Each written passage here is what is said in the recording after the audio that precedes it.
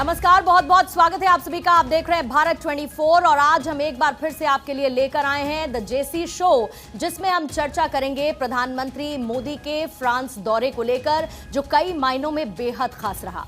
Global leader प्रधानमंत्री मोदी ने France की धरती से बहुत सारे संदेश दिए, वहां के लोगों के साथ मजबूत संबंध को स्थापित किया, कई डील्स पर समझौते भी किए और इसके साथ साथ विश्व पटल पर भारत को एक अलग मुकाम पर पहुंचाया। कहते हैं कि अलेक्जेंडर ने तलवार के दम पर दुनिया जीती थी, लेकिन भारत के प्रधानमंत्री मोदी ने अमन और शांति के मुल्क भारत को और उसके प्रति अपने समर्पण भाव की वजह से वहां के लोगों को तमाम विदेश यात्राओं के जरिए उनके दिल को जीता, उनको सम्मान दिया और उनसे सम्मान कमाया भी। तो आइए आज इसी फ्रांस दौरे के प्रधानमंत्री को लेकर करेंगे चर्चा। हमारे साथ मौजूद है भारत 24 के सीईओ और editor in chief doctor Jagdish Chandra. Sir, आपका बहुत बहुत स्वागत करती हूं द जेसी शो में। और पहले सवाल के साथ, क्योंकि प्रधानमंत्री के विदेश दौरों की बात हो रही है, खासतौर से उनके फ्रांस दौरे को लेकर, आखिर कितना सफल प्रधानमंत्री के इस फ्रांस दौरे को आप मानते हैं? और 2014 से पहले और 2014 के बाद भारत के प्रधानमंत्रियों के विदेश दौरे में आपने क्या अंतर पाया है? It was completely a successful trip in terms of defense deals, defense partnership, climate, technology transfer, blue economy, ocean governance, and so on. In fact, both the countries are celebrating 25th anniversary of their strategic relationship at the moment. और जहाँ तक सवाल है इस बात का कि ये यात्रा डिफरेंट कैसे थी पहले के प्रधानमंत्रियों की तुलना में, तो बेसिक डिफरेंस ये है, नरेंद्र मोदी ऐसे प्रधानमंत्री हैं जो डोमिनेट करते हैं, डिक्टेट करते हैं डील्स को। पहले हमारी स्थिति याचक की मुद्रा में रहते थे हम, अब हम बॉस की मुद्रा में रहते हैं। कहा ना ऑस्ट्रेलिया के प्रधानमंत्री ने, you are the boss. America का राष्ट्रपति कह रहा है मुझे आपके ऑटोग्राफ चाहिए। एक छोटे कंट्री का जो प्रधानमंत्री है वो पाँव छू रहा मोदी जी के। सारा सिनेरियो बदल गया इसमें जो है। और दूसरी इंपॉर्टेंट बात क्या है, फॉरेन अफेयर्स में, कूटनीति में, डिप्लोमेसी में सेलर और बायर एक रिश्ता होता है। अभी तक हमारा रिश्ता केवल एक बायर का रहा है, सेलर का नहीं रहा। अब हम सेलर के रिश्ते में आ गए हैं, हम पार्टनरशिप कर रहे हैं, जॉइंट कम्युनिकेशन कर रहे हैं, जॉइंट बिजनेस कर रहे हैं। तो ये सब चेंजेस हुए हैं। तो कुल मिला के टोटली सिनेरियो चेंज हो गया है, फ्रॉम ए याचक to a dominating partner. That's all. Sir, एक के बाद एक विदेश यात्राएं और हर बार उतने लोकप्रिय होकर निकलते हैं विदेश में, और उसका इम्पैक्ट देश में भी प्रधानमंत्री नरेंद्र मोदी का कैसे? उत्सुकता, जिज्ञासा, नरेंद्र मोदी को देखने और सुनने की जिज्ञासा, ये एक मुख्य कारण है। और नरेंद्र मोदी के ग्लैमर के साथ साथ उनका ग्लोबल लीडर होना, विश्व गुरु होना और भारी संख्या में लोगों को उस देश में आकर्षित करना, ये कारण है। इसके अलावा आर्थिक कारण अपनी जगह हैं। India being one of the most attracting investment destination, और उसके साथ में भारत का सबसे बड़ा कंज्यूमर मार्केट होना, विदेशों में लाखों भारतीयों का वोट बैंक होना जो वहाँ के राष्ट्रपति या प्रधानमंत्री को जिताने में सहयोग दे सकते हैं, हराने में सहयोग दे सकते हैं। तो कुल मिला के सारे कारण हैं जिसके कारण से जो है ये सारा सिनेरियो बना है। सर, आप आकर्षण का जिक्र कर रहे हैं, तो हमने देखा कि पीएम मोदी को लेकर बड़ा क्रेज नजर आता है। जब जब विदेश की धरती पर वो जाते हैं, वहां पर मौजूद जो भारतीय हैं उनमें एक अलग एक्साइटमेंट नजर आता है। ऐसा क्रेज क्यों है? देखिए, क्रेज नहीं, एक तरह से मैंने पहले भी कहा था, पागलपन है। एक तरह से लोग टूट पड़ते हैं उन्हें देखने के लिए, सुनने के लिए। लाखों की संख्या में इकट्ठे होते हैं। अमेरिका में देखा आपने कितने लोग इकट्ठे हुए, ऑस्ट्रेलिया में देखा हज़ारों की संख्या में लोग वहाँ पे इकट्ठे हुए। आश्चर्य की बात है कि इतना ग्लैमर, इतना क्रेज़ विदेश में बैठे भारतीय के मन में कैसा है। और मुझे ऐसा लगता है कि आज संसार के सारे देशों में जहाँ जहाँ एनआरआईज रहते हैं वो इंतज़ार करते होंगे कि मोदी हमारे यहाँ कब आए, प्रधानमंत्री हमारे यहाँ कब आएंगे। ऐसा ग्लैमर है, ऐसा क्रेज़ है, इसकी कोई व्याख्या नहीं हो सकती, इसे डिफ़ाइन नहीं किया जा सकता, लेकिन बहुत ज़बरदस्त है। अभी खुद प्रधानमंत्री ने स्वीकार किया कि मुझे सुनने के लिए 11-12 घंटे की यात्रा करके लोग आए पेरिस चल के। वो टीवी पे देख सकते थे, रेडियो पे सुन सकते थे, लेकिन चल के आए। तो एक अद्भुत आकर्षण शक्ति है, उनका ग्लैमर है, उनकी लोकप्रियता है, और राष्ट्र के प्रति उनका जो नरेंद्र मोदी का जो कॉन्ट्रीब्यूशन है, वो जो हीरो है भारत के अंदर। तो भारतवासी जो है पहली दफ़ा अपने आप को कनेक्ट कर रहे हैं इंडिया से, वरना विदेशी हो गए थे एक तरह से। आज इंडिया की हर घटना का उन्हें ऐसे पता रहता है जैसे गुजरात में रह रहे हो या जयपुर में रह रहे हो। तो ये सब कारण है कि नरेंद्र मोदी के लिए पागलपन है खास तरह का विदेशों में। लेकिन सर हमने देखा जिस तरीके से फ्रांस की जो तस्वीर सामने आई, वहां पर अशांति का माहौल था, लेकिन इस दंगे के बीच में, दंगे के माहौल के बीच में आखिर क्यों प्रधानमंत्री मोदी ने अपना फ्रांस यात्रा का दौरा नहीं डाला? उनकी पर्सनैलिटी ऐसी है, उनका व्यक्तित्व ऐसा है, करेज एंड कन्विक्शन। और वैसे उन्होंने कहा ना, जो डर जाए वो मोदी नहीं हो सकता। वो पहले उन्होंने कहा था मैं तो चुनौतियों को चुनौती देने वाला व्यक्ति हूँ। ठीक, उनका कन्विक्शन है, उनका साहस है अपना जो है। और चांस की बात ऐसी है, वो गए तो दंगे ख़त्म हो गए। तो लोग कहते हैं कि मोदी का पग फेरा जो पेरिस में था वो अच्छा था, शांति हो गई। That's all his guts. जी सर, फ्रांस ने अपने देश का सर्वोच्च नागरिक सम्मान प्रधानमंत्री मोदी को दिया और फिर 66 साल बाद पहली बार म्यूजियम खोल दिया। तो आप इस घटना को कैसे देखते हैं? इस घटना का वही है, लोग मोह में हैं नरेंद्र मोदी के यूटिलिटी के साथ साथ। ये सही बात है कि पहली बार ऐसा सर्वोच्च नागरिक और सैनिक सम्मान भारतीय प्रधानमंत्री को मिला। और 66 साल बाद आप जिस सबसे बड़े वर्ल्ड का जो सबसे बड़ा म्यूजियम है उसकी जो बात कर रहे हैं, वो उस दिन के लिए जनता के लिए बंद था, क्योंकि ये सम्मान समारोह होना था।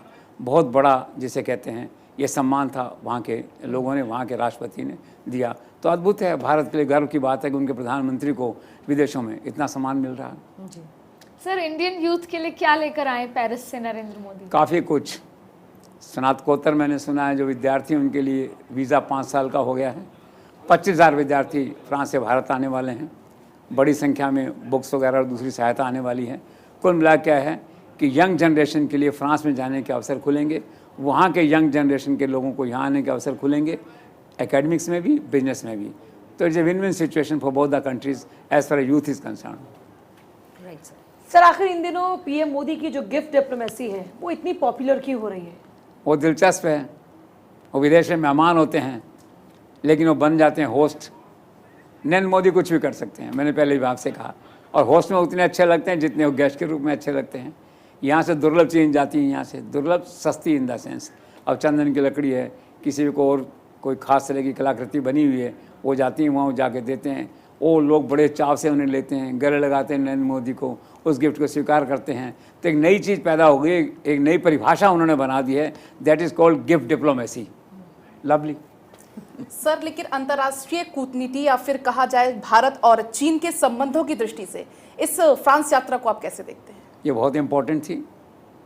इट्स बेसिकली जो हम कहते हैं Indo French Pacific road map, वो जो बना वहाँ पे जो है, it's basically to counter China, to balance China. China की दादागिरी है, सभी परेशान हैं, अमेरिका भी परेशान है, जापान भी परेशान है, और वो नेवी में भी घुस गया है, इंडिया को तो परेशान कर ही रहा है। LAC पे आप देखते हैं, कभी अरुणाचल में, कभी कहाँ पे जो है, और वो नेवी में चला गया। उधर जो है मॉरिशस पे उसकी निगाह है, इधर अरुणाचल पे उसकी निगाह है, कभी लद्दाख की बातें करता है। इंटरनेशनल में क्या है कि चाइना सी में आने नहीं देता किसी को, कहता है हमारा एरिया है। तो इन सब बातों से क्या, चाइना की जो विस्तारवादी नीति और जो दादागिरी है, उससे सारा संसार परेशान है। उस परेशानी का मुकाबला करने के लिए भारत और फ्रांस की दोस्ती, इनका स्ट्रेटजिक अलायंस एक महत्वपूर्ण कदम है और इसका सभी जगह स्वागत हो रहा है। जी सर, फ्रांस के साथ भारत ने जो 96,000 करोड़ की डील की है, डिफेंस डील की है, उसे एक आप किस तरीके से देखते हैं? बी, जब दोनों देशों की तरफ से जॉइंट स्टेटमेंट जारी किया गया तो उसमें 3 स्कॉर्पियन पनडुब्बियों की डील का जिक्र हटा दिया गया। क्या आप जानते हैं ऐसा कुछ हुआ है? हाँ, कुल मिला के तो एक बहुत अच्छी डील है।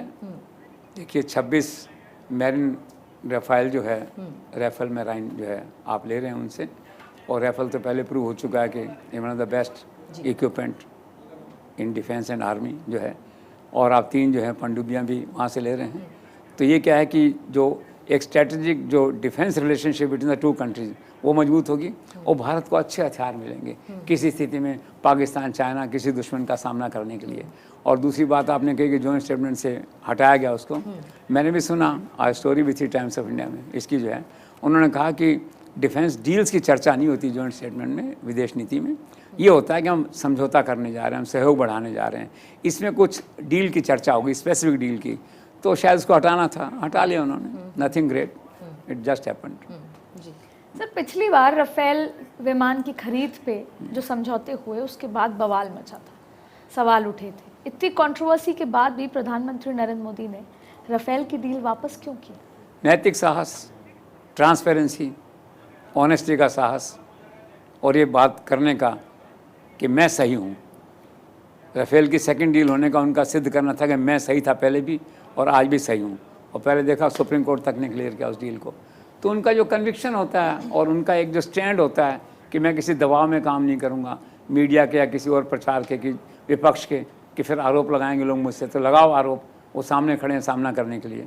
तो उनका जो करेज है एक तरह से, या उनका जो निश्चय, दृढ़ निश्चय है और उनका आत्मविश्वास है कि इसमें कुछ गलत नहीं है, everything is fine, everything is according to rules. हमने सस्ती दाम पे अच्छी चीज़ें खरीदी हैं, बाजार में जाते हैं खरीदने हम जो है, he is convince it's a better deal. उन्होंने लिया इसको, उनके मन में कोई डर, भय और आशंका इस तरह की नहीं थी। That's all. सर, अगर भारत की विदेश नीति की बात करते हैं तो रूस एक भरोसेमंद दोस्त हमेशा रहा भारत का, लेकिन क्या आपको ऐसा लगता है कि आज वो जगह फ्रांस ले रहा है? हाँ, टू सम एक्सटेंट आप कह सकते हैं इस बात को। अगर फ्रेंडशिप देखें 40 साल पुरानी, वैसे तो 40 साल पहले ही नरेंद्र मोदी जब मुख्यमंत्री बाद में बने और वहाँ गुजरात में जब थे वहाँ पे जो है, तो वहाँ पे फ्रांस ने अपना कल्चरल सेंटर खोला था। तब से नरेंद्र भाई जानते हैं उनके रिश्तों को, गुजरात के नाते भी जानते हैं जो है। और अभी आपने क्या कहा? अभी मैंने कहा कि क्या वो जगह हाँ, फ्रांस ले रहा है रूस की जगह? क्या हाँ, वो जो दोस्ती वो हाँ, फ्रांस के हाँ, साथ ज्यादा बढ़ रहा वो है? दोस्ती इसलिए दोस्ती बहुत पक्की है दोनों देशों की। नरेंद्र मोदी की इस बीच ने उस दोस्ती को और पक्का किया है। If you go down the memory lane तो आप देखेंगे कि 1998 में जब अमेरिका ने सैंक्शन लगा दी थी, हमने पोखरण में विस्फोट किया था उसमें जो है, तो Russia not only डिफाइड the sanctions but also supported India उस समय जो है। फिर उसके बाद में जो है 1982 में ये तारापुर जो है एटॉमिक पावर प्रोजेक्ट अपना जो है, इसमें यूरेनियम अवेलेबल नहीं था। अमेरिका ने मना किया, रशिया ने मना कर दिया, हालांकि दोस्त था लेकिन प्रेशर था, मना किया। उस समय फ्रांस हमारे साथ खड़ा हुआ, हमारे सहयोग के लिए आया और वो यूरेनियम फ्रांस ने हमें दिया। तो पुरानी दोस्ती है और अल्टीमेटली लॉयल्टी पेस, तो they are growing their relationship. और ये आप कह सकते हैं कि पुरानी दोस्ती है, पक्की दोस्ती है। सर, प्रधानमंत्री मोदी फ्रांस के बाद यूएई पहुंचे और वहां पर दोनों देशों के बीच रुपए और दिरहम को लेकर जो डील हुई है उसको लेकर आपका क्या आकलन है? वो डील अद्भुत है, बहुत उत्साहजनक है, वेरी एनकरेजिंग। आज 18 देश इंडियन रुपये में डील करने को तैयार हैं और अब ये जो डील हुई है। और दूसरा आप देखिए यूपीआई का जो पेमेंट सिस्टम है जिस तरह से, तो उन्होंने क्या है कि यहाँ भी किया और ये कहा यूएई में कि आप वहाँ बुर्ज खलीफा के नीचे खड़े होकर के एज ए टूरिस्ट जो है उसको पेमेंट ले सकते हैं इंडियन रुपये में। वहाँ जाके एफएल टावर के नीचे खड़े होकर पेमेंट ले सकते हैं। तो बहुत परिवर्तन है, बहुत बड़ी क्रांति है ये वर्ल्ड में जो है। और इसको अगर मैं जोड़ के देखूँ डिजिटल पेमेंट से, नरेंद्र मोदी डिजिटल क्रांति लाए हैं, संसार की सबसे बड़ी क्रांति जो है वो भारत में लाए हैं। आप देखिए कोरोना के जो सर्टिफिकेट थे, डेथ सर्टिफिकेट का प्रमाण था, India is the only country जहां आपको कंप्यूटराइज डिजिटल आपको कॉपी मिल जाएगी। अमेरिका तक में नहीं हो पाया ये, आप देखिए। फिर आप 12 रुपये में कोई चीज़ खरीदते हैं। मैंने राजीव महर्षि का किस्सा सुनाया था, बड़े सीनियर अफसर हैं, राजस्थान रहते हैं, CAG रहे हैं जो है। एक दिन वो उन्होंने कहा मैं सुबह घूमने गया तो मैंने जाके जो है एक लस्सी वाले से लस्सी ली 12 रुपये में, दूध की दुकान से। उसने कहा खुले पैसे दीजिए, तो मैंने उसको डिजिटल दिया, उसने डिजिटल लिया, उसने मिरेकल।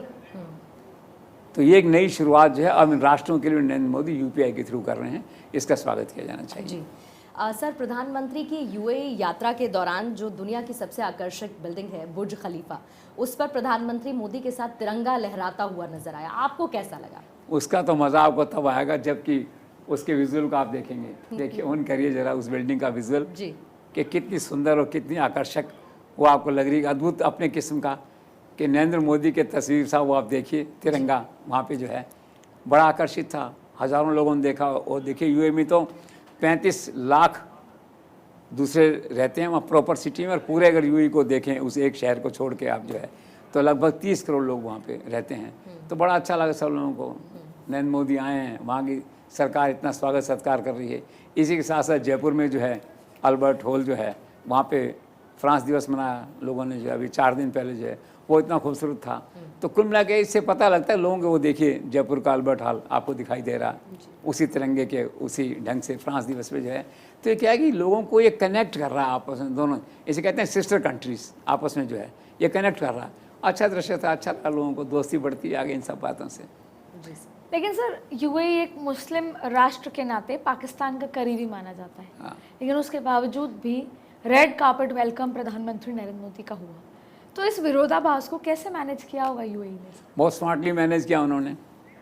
कोई स्मार्ट ऑफिसर वहाँ था उनके पास में, उसने विदेश मंत्रालय में बयान तैयार किया, India is a friend and Pakistan is a brother, that's all. दोनों को साथ रखा। और आजकल मैंने पहले भी आपसे कहा कि economy takes the front seat then politics. हर एक को व्यापार करना है, बिजनेस करना है, आगे बढ़ना है, तो ठीक है, दोस्ती करते हैं। पाकिस्तान की दोस्ती अपनी जगह, भारत की दोस्ती अपनी जगह, तो ठीक है, इट्स फाइन।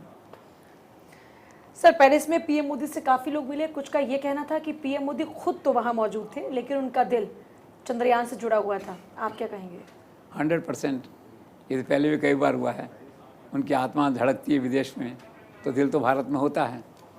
सबसे पहले वो एक बार जो गए थे ऑस्ट्रेलिया, लौट के आए एयरपोर्ट पे, नड्डा जी आए रिसीव करने, उनसे पूछते कहा कि देश कैसा है, तो मन तो होता है ना ऐसा।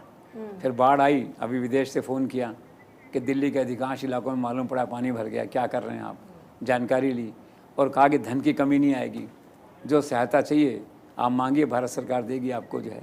और अभी चंद्रयान की जो आप बात कह रहे हैं, तो निश्चित तौर पे he must be happy person. और ख़ास तौर पे इसलिए कि पिछले साल चंद्रयान की कोशिश हुई थी, फ्लॉप हो गया था, सारा देश निराश था। मोदी निराश नहीं हुए, गए वहाँ ट्रैवल करके, कंधे पे हाथ रखा वैज्ञानिक के, कहा कि डोंट गेट डिसअपॉइंटेड, तुम हो गए कामयाब, मेहनत करो, इरादा पक्का करो। आज हो गया, he must be happy man. और हो सकता है आप लौट के आ गए हैं, कभी समय मिलेगा तो हो सकता है वापस उन लोगों को बधाई देने फिर से इसरो चले जाएं।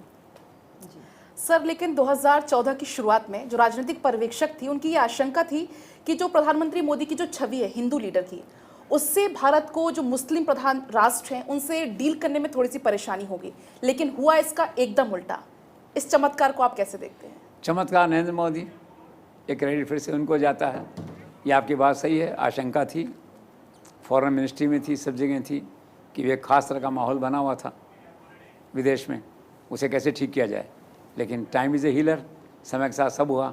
और अब तो देखिए मुस्लिम राष्ट्रों में कितने लोकप्रिय हैं वो, कितने लोग उनसे मिलने आते हैं, कितने संधि समझौते होते हैं और कितने लगन से लोग उनको मिलते हैं, किस तरह गले मिलते हैं, उनको रिसीव करते हैं। वो विदेशों में मंदिर बनवा रहे हैं नरेंद्र मोदी उन्हीं देशों में जा करके जहाँ संकोच होता था।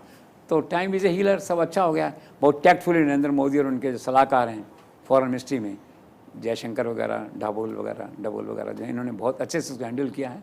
And that's all, now there is no gap of, जैसे कहते हैं कम्युनिकेशन या हेट, ऐसा कुछ नहीं है। Narendra Modi is hero in these countries also as well as in India. जी सर, प्रधानमंत्री की फ्रांस यात्रा से ठीक एक दिन पहले वहां के एक बड़े अखबार ने लिखा बोंजोर नमो, इसका अर्थ क्या है?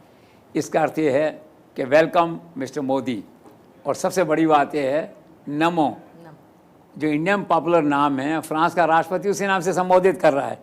ये है नरेंद्र मोदी का इम्पैक्ट इन ए वे। तो सब लोग, अच्छा लगा सब लोगों को वहाँ पे जो है। और इससे पहले उन्होंने एक इंटरव्यू दिया जाने से पहले भारत में जो है, तो उन्होंने कहा कि India must work as a spring spot, as a springboard जो है बिटवीन द गल्फ कंट्रीज़, जो सदर्न कंट्रीज़ हैं, अफ्रीका है, लैटिन अमेरिका कंट्रीज़ हैं, एंड द वेस्टर्न वर्ल्ड। खास करके वो जो एक छोटे देश के आए थे ना प्रधानमंत्री, राष्ट्रपति ने मोदी के पाँव छू लिए थे। आज मोदी जी उन राष्ट्रों की पैरवी कर रहे हैं और ये कह रहे हैं कि इनका ध्यान किसी ने कभी नहीं दिया संसार में, यहाँ के लोग अपने आप को निराश महसूस कर रहे हैं। तो let's come and join hands to promote all these people, to promote the welfare of all these people. फिर क्या हुआ, वहाँ जब पहुँचे वहाँ पे जाके, फिर और अखबार वहाँ पे शायद ग्लोबल टाइम्स है, चाइना का अखबार है, नेगेटिव लिखता है हमेशा। इतना प्रभावित हुआ चंद्रयान से, उसने सरकार को बधाई दी, मोदी सरकार को बधाई दी। तो दिस इज ऑल, मोदी करिश्मा अगेन। सर, प्रधानमंत्री नरेंद्र मोदी की जो फ्रांस यात्रा हुई, उस दौरान भारत और फ्रांस के जो सेना ने, उन्होंने जॉइंट फ्लैग पास्ट किया, उसको आप कैसे देखते हैं? मुझे यकीन ही नहीं हुआ। मैं पेरिस में देख रहा हूँ इंडियन सेना फ्लैग कर रही है, साथ में फ्लैग वो कर रही है, यकीन नहीं हुआ मुझे। तो फिर मेरे मन में एक बार तो आया कि अब देखा जाए प्रैक्टिकली, सुनने में अच्छा लगता है। ऐसा लगता है बहुत सारे संसार के बड़े बड़े देश और वो नरेंद्र मोदी की कॉलोनी बन गए हैं एक तरह से। ये उनके वाइसराय जनरल हैं, जयपुर में, दिल्ली में बैठे हुए, देश में बैठे हुए जो है, क्योंकि लिमिट है, लिमिट से आगे इनका कमांड हो गया वहाँ पे। आप बताइए दूसरे देश में आपकी सेना चल रही है, मार्च कर रही है, इमेजिन नहीं कर सकते। राफेल वो उड़ रहा है वहाँ का, आपका उड़ रहा है, साथ में आपका एयरफोर्स का प्लेन उड़ रहा है, उनका राफेल उड़ रहा है वहाँ से। मिरेकल, ये कभी हो नहीं सकता था जो हुआ। तो मुझे वाकई लगता है कि इन राष्ट्रों का भविष्य ऐसा है कि नरेंद्र मोदी कभी किसको ले लें, क्या कर लें, कुछ नहीं कहा। हालांकि पॉलिटिकल इमेच्योर है, सब बातें कहना, लेकिन हालात ऐसे हैं कि ये देश जहाँ वो जाते हैं, जहाँ जिस तरह का उनको स्वागत मिलता है, सत्कार मिलता है, और ये सेनाएँ इकट्ठी हो गई। तो मैं तो कभी कभी ये व्यंग में कहता हूँ कि ऐसा लगता है कुछ कंट्रीज जो हैं नरेंद्र मोदी की कॉलोनी है। तो सर, पीएम मोदी आजकल 2047 में भारत के सुपर पावर बनने की बात करते हैं, तो क्या ये जो अगले 25 साल हैं उसमें भी पीएम वही बने रहेंगे क्या? देखो, उम्मीद पे दुनिया जीती है और उनकी उम्मीद का उनसे कोई ताल्लुक नहीं है। तो मैंने आपसे कहा ना कि फकीर टाइप आदमी है, किसी दिन झोला उठा के चल देंगे, बात ये पहले कई बार अपनी इसी मंच पे हो चुकी है, ठीक है।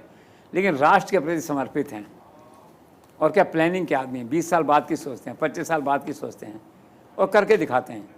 पहले जो चुनाव हो रहे थे 2019 के, लोगों ने कहा 2022 की बात कर रहे हैं, क्या आ रहे हैं कि जीत के, वो 2022-2024 को फेस करने जा रहे हैं। देखा आपने, और वो सारे काम जो रोड मैप उन्होंने बनाया था उसमें लागू किया।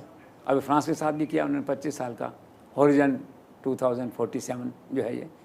तो उनका अपना विज़न है, अपना प्लान है, और उनका ऐसा आकलन है कि आज जिस गति से इंडिया बढ़ रहा है, खास करके इकॉनमी, फाइनेंशियल सेक्टर में जो है, वर्ल्ड के अंदर जो है, तो आज बहुत आगे निकल जाएगा ये। पहले जब मोदी आए तो हम 10वें स्थान पे थे, फिर वो आए, अगला चुनाव आया तो 5वें स्थान पे, अब हम बहुत जल्द 3रे स्थान पे जाने वाले हैं। तो उनका आत्मविश्वास है, उनको कॉन्फिडेंस है।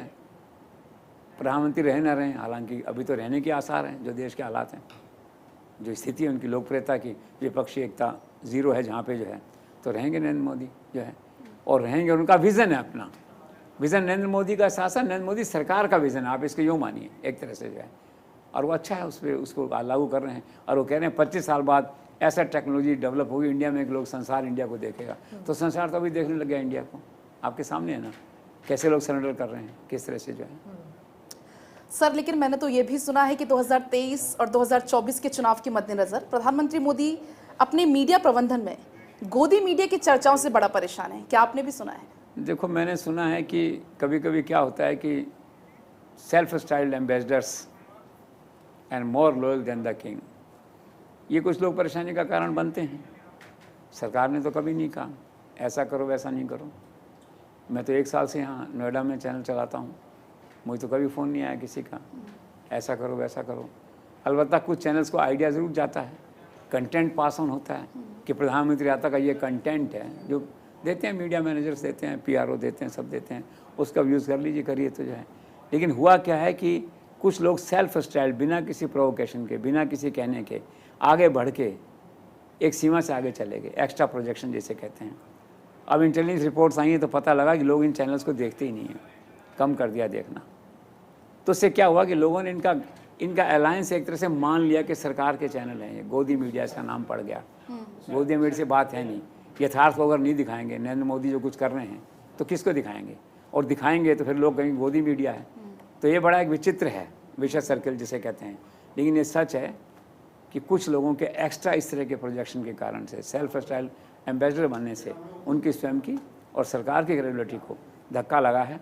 अब समय है कि इसे ठीक किया जाए, जिससे कम से कम समाचार पत्रों, चैनल्स के कारण से सरकार की क्रेडिबिलिटी तो प्रभावित नहीं हो। सरकार तो निष्पक्ष और ऐसी दिखे, आपकी इच्छा आप करिए, आपकी इच्छा आप मत करिए। इस तरह की चर्चा थी बीच में, अच्छा प्रयास है, अच्छा रियलाइजेशन है मैं कहता हूँ। और मैंने पहले भी आपसे कहा है कि नरेंद्र मोदी, अमित शाह के इसमें सबसे बड़ी बात क्या है, नरेंद्र मोदी के सिस्टम में फीडबैक सिस्टम बहुत अच्छा है उनका, उनको पता रहता है कहाँ कैसा है, फिर करेक्शन भी करते हैं उसके अंदर से। तो हो सकता है इसे करेक्शन करने की दिशा में ये बात सामने आई हो, तो हम सबको इसे मतलब इसका नोटिस लेते हुए इसी हिसाब से चलना चाहिए। जी सर, द जेसी शो हो और चुनावों को लेकर चर्चा ना हो, तो आपको लगता है कि जो बेंगलुरु में विपक्षी एकता सम्मेलन हुआ, क्या इस बार भी वो एक फ्लॉप शो साबित होगा या फिर एक ठोस प्रगति आपको लगता है कि इससे होगी विपक्षी? देखिए, विपक्षी एकता कुछ बन भी जाएगी थोड़ी बहुत, अभी चुनाव आते आते फिर वो निबट जाएगी। बेसिकली क्या है, 2 बातों पे कभी एकता हो नहीं सकती। प्रधानमंत्री पद का उम्मीदवार कौन होगा और सीटों का बंटवारा कैसे होगा। Only miracle can do it, आमतौर पे संभव नहीं है। इसलिए बहुत संक्षेप में अगर मैं इस बातें कहूँ तो इन्हीं 2 मुद्दों के आधार पे जो है ना, अब ये हो गया केजरीवाल का समर्थन कर दी कांग्रेस, मान लिया उन्होंने। अभी तो कई उठापटक होंगी बेंगलोर में, आप देखिए अगले 3 दिनों में कई कॉम्बिनेशन बनेंगे, कई कॉम्बिनेशन टूटेंगे। चुनाव बहुत दूर है, अभी 8 महीने हैं, 8 महीने से भी ज़्यादा हैं। 2024 अप्रैल में मान लीजिए आप जो है 8 महीने, तो अमित शाह नरेंद्र मोदी के लिए तो 8 साल जैसे मानिए आप उनको। जी। अमित शाह की स्ट्रेटजी आप जानते हैं, काम करने का तरीका उनका जानते हैं, उनकी स्ट्रेटजी, उनकी रणनीति जिस तरह से काम करते हैं। आज ही देखिए 2 लोग फिर शामिल हो गए, किसी ने तो बुलाया नहीं ना, खुद ही चले गए, पासवान और दूसरे दया सिंह के नाम उनका, चले गए, कुछ और चले जाएंगे। चर्चा तो यहाँ तक चलती है कि ऐसा नहीं हो कि नीतीश कुमार ही चले जाएं, चर्चा चलती है, मैं नहीं कहता कि ऐसा होगा, दैट वे जो है। अभी चर्चा थी आज कि झारखंड के मुख्यमंत्री जा रहे हैं, और चर्चा थी ऐसे। तो देखिए ये कॉम्बिनेशन इस तरह का, बेसिक बात क्या है कि जो स्थायित्व है सरकार का, जो डिसाइसिव लीडरशिप है, वो केवल अब नरेंद्र मोदी और उनके कारण से भाजपा के पास है।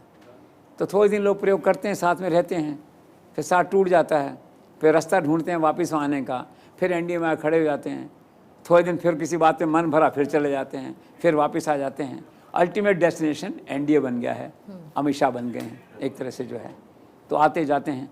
मुझे नहीं लगता कि बेंगलोर अधिवेशन के बाद कोई ऐसी बड़ी घटना होने वाली है। और आप देखिए महाराष्ट्र का देख लीजिए आप, शरद पवार के उसमें जो है, अब कल सब लोग चले गए शरद पवार के यहाँ माफ़ी मांगने और ये कहने के लिए साहब आप आइए, पार्टी को एकजुट रखिए।